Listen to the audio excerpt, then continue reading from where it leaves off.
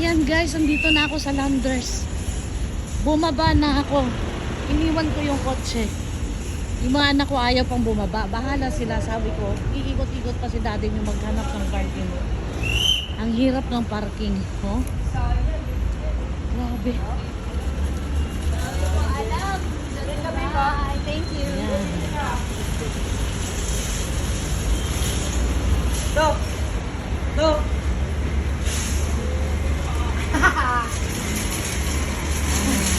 Ayan. Nasaan na sila? Grabe, full ang parking. Sobra.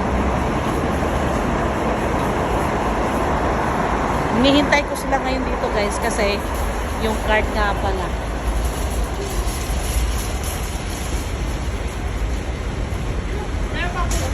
Umiikot sila ngayon. Saan sila pa-parking ngayon?